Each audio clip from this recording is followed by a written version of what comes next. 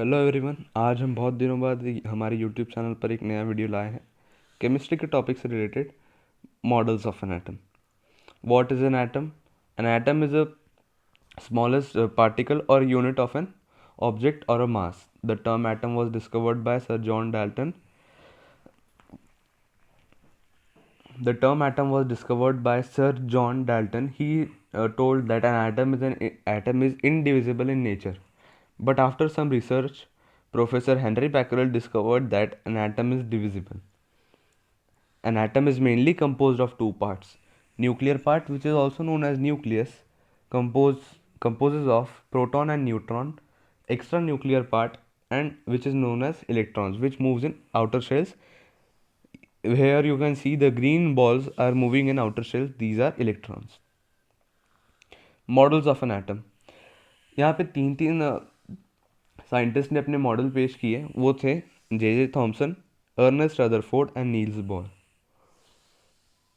Now we'll talk about Thomson's model of an atom. Thomson said that an atom is very minute spherical electroneutral particle that consists of positively and negatively charged particles.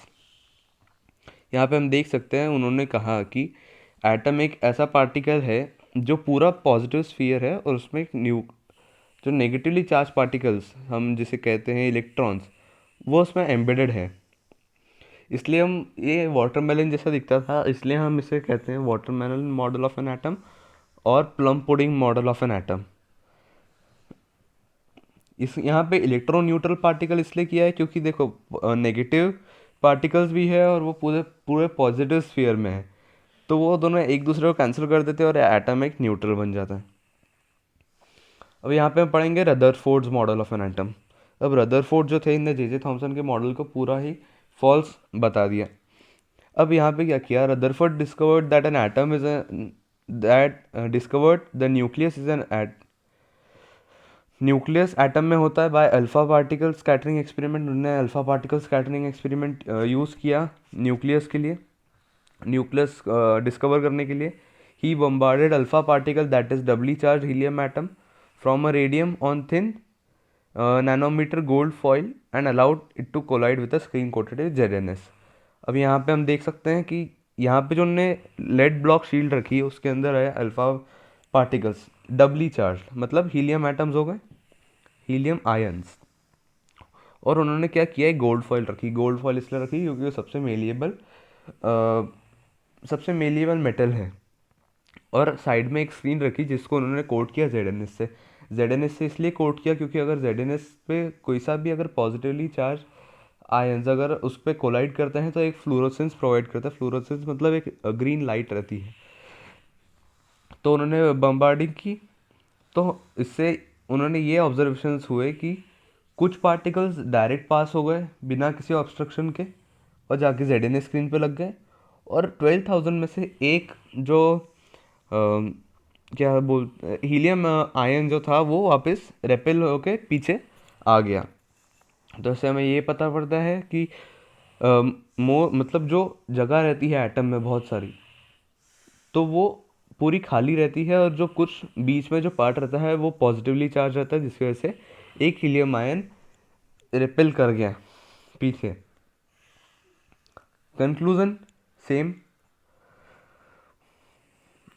Drawbacks. According to the model, electrons revolve around the positively charged nucleus. It is not possible for a long run. As we know, atoms are stable while any particle in a circular orbit would undergo acceleration. During acceleration, charged particles would radiate energy. Revolving electron will lose energy and finally fall into nucleus.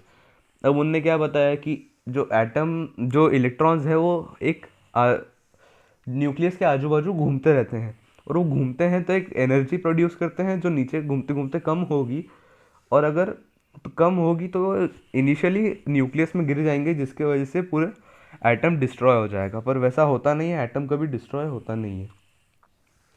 हाँ, तो यहाँ पे फिर जो drawback था उन्होंने फिर bourse ने बताया कि ऐसा नहीं होता है।